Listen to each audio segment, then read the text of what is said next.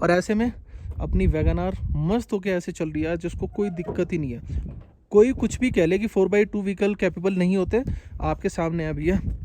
अभी मिला हमें एक हैंडओवर वाला वो कहते भाई सब इसको ले आइए आप। मैंने कहा क्या बात करोगे, ये गाड़ी आ नहीं सकती? कहीं भी जा सकती है भाई साहब, कहीं भी। ऐसी जगह मत जाओ ना जहाँ आपको दिखाई दे रहा है कि हाँ गड़बड़ है। देखो या तो आप बहुत एक्सपर्ट होने चाहिए, नहीं हो तो ऐसी जगह जाने से बचो जहाँ आप नहीं जा सकते। जैसे मैंने अपनी गाड़ी पहले रोक ली थी, मुझे पता है कि उस जगह गड्ढा था और गाड़ी की जो ग्राउंड क्लियरेंस है इतनी नहीं है, तो मैंने सेफ साइड खेला। तो आपको भी कभी ऐसा ट्रैवल करना पड़ जाए तो बस छोटी छोटी चीज़ों का ध्यान रखना है, बाकी कोई प्रॉब्लम नहीं होती, आप कहीं भी लेके जा सकते हो। स्पेशली मारुति की गाड़ी की इंजन तो फिर भी थोड़े रिलायबल हैं। लोग भाई टाटा लेके आ रहे हैं यहाँ पे, मैं ये नहीं कहता कि टाटा रिलायबल नहीं है, लेकिन उनके इंजन में अभी भी थोड़ी सी शिकायतें हैं जो धीरे धीरे टाटा इंप्रूव कर रहे हैं इन सब चीज़ों में। अभी तक का बेस्ट प्रोडक्ट निक्सॉन है उनका, और मैं हमेशा यही बोलता हूँ कि है भाई निक्सॉन ही है। और सूरज की रोशनी इतनी ज़्यादा पड़ी थी कि मैंने तो ये लगाया, फिर मैंने कहा भैया काम नहीं चलेगा, और रास्ता इतना ज़बरदस्त पूछो मत। अच्छा इस ट्रिप में हम लोग टोटल कितना चल चुके हैं? अभी तक 1000 किलोमीटर जो है हम इस ट्रिप पे चल चुके हैं अपनी, जब से हमने ये ट्रिप दिल्ली से शुरू करी है। तो आप ये मान के चलो कि इतनी ज़बरदस्त जर्नी हमारी अभी तक चल रही है। तो अभी तो हम कहाँ जाएंगे, पूरी ट्रिप मुझे लगता है करीबन 2000 किलोमीटर के आसपास में, 2000 से ऊपर ही ख़त्म होगी। हाँ 2000 किलोमीटर से ऊपर ही जाएगी 100%। पर भाई रास्ते बहुत अच्छे हैं लो भाई, इसलिए तो कहते हैं पता नहीं क्यों क्या रखा है इन रास्तों पे, वीरान बंजर। अरे कभी कभी यार शांति मिलती है बड़ी इस रास्तों पे गाड़ी चलाकर। दूसरी चीज़ है ना आपके आगे कोई ना आपके पीछे कोई, 8-8 10-10 किलोमीटर, इतना बेटर फील होता है, ज़बरदस्त। थोड़ा सा हाँ ये ढलके वगैरह ये तो है समस्याएं तो, लेकिन क्या करोगे भैया, लाइफ में कुछ पाने के लिए कुछ खोना भी तो पड़ता है ना। और इसमें ऐसा नहीं है, आपकी गाड़ी की कैपेबिलिटी भी चेक हो जाती है कि आपकी गाड़ी कितनी लायक है। और एक और चीज़ बताऊँ भाई, मैं अपनी गाड़ी मैंने जब ली थी तभी इन रास्तों पे लेके आ गया था, तो मैंने अपनी गाड़ी का इंजन इतना रवा किया है ना इन रास्तों पे, आज की तारीख में मेरी गाड़ी में कोई भी समस्या इंजन के मामले में नहीं आएगी, ये तो मुझे पता है। मान के चल लो करीबन सेकंड गियर और थर्ड गियर से ऊपर चली नहीं रही गाड़ी, अभी भी देख लो सेकंड गियर में ही है और रास्ता आपके सामने है। तो सेकंड गियर में ही अगर आप इतना लंबा चलाओगे, थर्ड गियर में आप लंबा चलाओगे, आपका हाई आरपीएम रहेगा थोड़ा सा, तो उस सूरत में क्या होता है आपका इंजन रवा होता ही है। और यही कहा जाता है कि भाई तेज मत चलाओ, ऐसे मत चलाओ, नई गाड़ी है। तो यहाँ पे भैया मैंने अपना इंजन तो फर्स्ट क्लास रवा कर रखा है, और इसलिए मेरी गाड़ी ने आज तक मुझे धोखा नहीं दिया कहीं पर भी, थैंक गॉड। और भगवान का शुक्र है कि धोखा नहीं दिया वैसे तो, लेकिन फिर भी अगर आप कभी गाड़ी लेते भी हो ना, तो भैया उसका इंजन रवा करना बहुत ज़रूरी है। सबसे पहले अच्छे तरीके से करोगे तो कभी धोखा नहीं देगी। और एंड सी द माउंटेन्स, ये होती है ब्यूटी स्पीति की। आपके पास में स्पीति और लद्दाख, ये दो ऐसे रीजन्स हैं जिसको देखने के बाद शायद आप ये कहोगे कि यार मैंने ये ऐसी दुनिया देखी नहीं है कहीं। भाई ब्रिज से साइड में ले लिया है, मतलब ब्रिज से कट लिया है हम लोग, और अब चल चुके हैं कोल्ड डिजर्ट वाले रास्ते पे।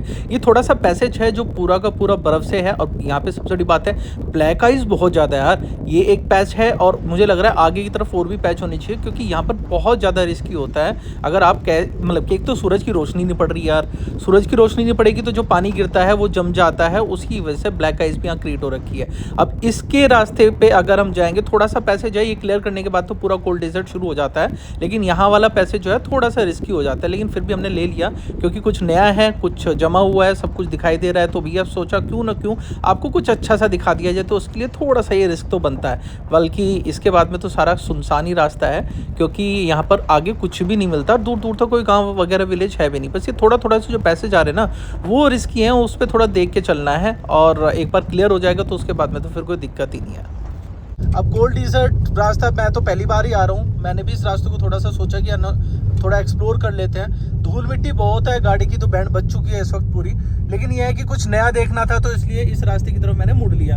वैसे काजा जाने के लिए दो रास्ते जैसे मैंने आपको पहले बताया था, दूसरा रास्ता है जो कि ये क्यूटो से मुड़ जाता है, बेसिकली चेंज हो जाता है रास्ता। अभी तक तो अगर आप अकेले ट्रैवल कर रहे हो तो भाई इस रास्ते पे मत आना, क्योंकि अगर फंस गए तो इस तरफ आपको कुछ भी नहीं मिलेगा। चलो अभी तो फिलहाल चल ही रहे हैं, आई डोंट नो। और यहाँ से अभी जो हमें दिखा रहा है 59 मिनट्स, करीबन 34 किलोमीटर का रास्ता काजा की तरफ दिखा रहा है, लेकिन ना तो हमारे आगे कुछ है ना ही हमारे पीछे कुछ है भाई, सीरियसली। गाड़ी तो हमने मेंटेन कर रखी है 40-50 की स्पीड पे, थर्ड गियर, लेकिन थोड़ा सा है डर, क्योंकि इस रास्ते को अभी तक हमने एक भी गाड़ी जो है अभी तक नहीं मिली है। पर इसी को तो एक्सपीडिशन बोलते हैं। अब मैं देखूंगा तभी आप लोगों को दिखा पाऊंगा, तो फटाक से डिस्क्रिप्शन में जो लिंक है वहाँ से व्हाट्सएप चैनल को इमीडिएटली सब्सक्राइब करो, उसके अंदर ही मैं आपको एक ग्रुप का लिंक भी आने वाले कुछ टाइम में भेज दूंगा। जल्दी कर लो बस फटाक से, एक्सपीडिशन आएंगे बहुत अच्छे। रास्ता ये रहा। जैसे आपको पता है कि कोल्ड डेजर्ट साइड से मैंने ले लिया था, लेकिन यार सही में पूरा वीरान है। अब पहली बार करीबन 20-25 किलोमीटर चलने के बाद में ये छोटी सी बस्ती मुझे दिखाई दी है। नहीं तो मुझे लग रहा था कि यार कहाँ चले गए। और यकीन मानना पूरा का पूरा रेगिस्तान था यार, पूरा रेगिस्तान, इतनी धूल मिट्टी। अब समझ में आया कि यार इसको कोल्ड डेजर्ट क्यों बोलते हैं। बेसिकली इसके लिए मैं क्या करूँगा, मेरे पास जो मेरा डैश कैम है उसकी एक छोटी सी वीडियो रिकॉर्डिंग मैं आपको उसमें डाल दूंगा। आप देख लेना भी कि किस तरह की मिट्टी, रेतीली हवा, वो सब आपको वहाँ देखने के लिए मिलेगी। लेकिन एक चीज़ है यार, एक नया रास्ता मिला है जो कि बहुत सुंदर है, बहुत खाली है, पर अकेले चलने के लिए थोड़ा सा रिस्की है। फिलहाल हम हैं कोल्ड डेजर्ट के रास्ते पे। अब यहाँ से काजा तकरीबन 27 किलोमीटर अभी भी बचता है भाई। उफ, मज़ा आ गया भाई। वैगनार कते रोक काट दिया। सोनी कैसा रहा ये सफ़र? तो थोड़ा डिफरेंट था। हाँ, बहुत ठंडी है यहाँ, हवा बहुत तेज चल रही है कोल्ड डेजर्ट में। लेकिन उसका बताओ तुम, ये रास्ता कैसा था? रास्ता तो एक बार तो हम डर गए कि यहाँ पे जो वो हवा का तेज सब वो बवंडर टाइप्स चलता है ना, कि वो उसका झोंका बहुत तेज जा रहा है और धूल उड़ाई जा रहा है बहुत आगे तक। हाँ सही में वो कुछ डिफरेंट ही था। लेकिन भाई जगह वाकई शांत है और बहुत कम लोग हैं, को है ही नहीं, मतलब ये जगह है बस। बाकी रास्ते पे एक भी बनता नहीं है ना, तो कोई किसी ने हमें ओवरटेक किया ना ही हमने किसी को ओवरटेक किया। बिल्कुल खाली पड़ा हुआ है अभी तक सारा। एक भी बंदा नहीं था, एक भी बंदा नहीं था सही में। रास्ता ये देखो कितना सुंदर नज़ारा, पहाड़ कैसे एक अलग से वहाँ से रेत से निकलती हुई। ये देखो रिवर का हाल, हाय वहाँ से निकली हुई कैसे बर्फ की चादर में, बिल्कुल frizzy river. Oh my God, सही में क्या ही बुरा हाल है। चलो चलते हैं। ब्रिज भी ये दोबारा से उसका है ना, लकड़ी का, जहाँ से डैमेज हो गया होगा तो दोबारा से इसको बनाया गया हुआ है।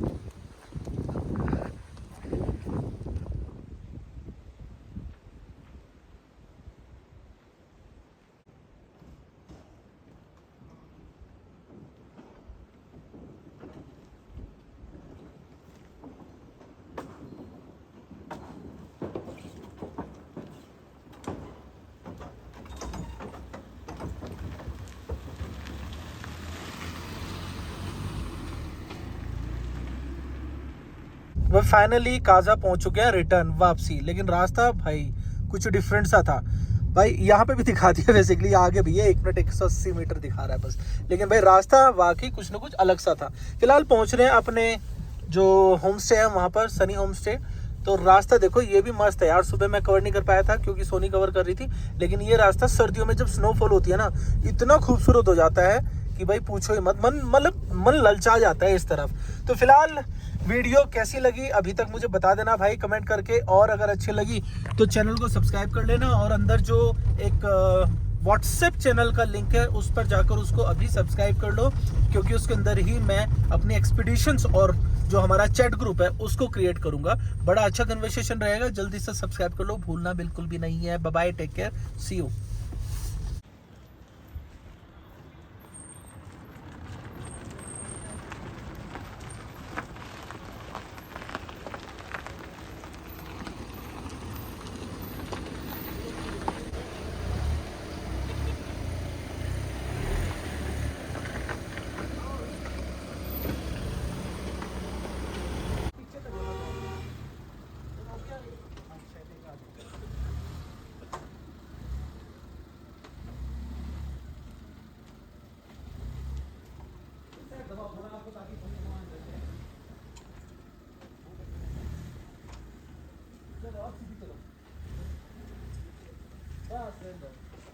बहुत है।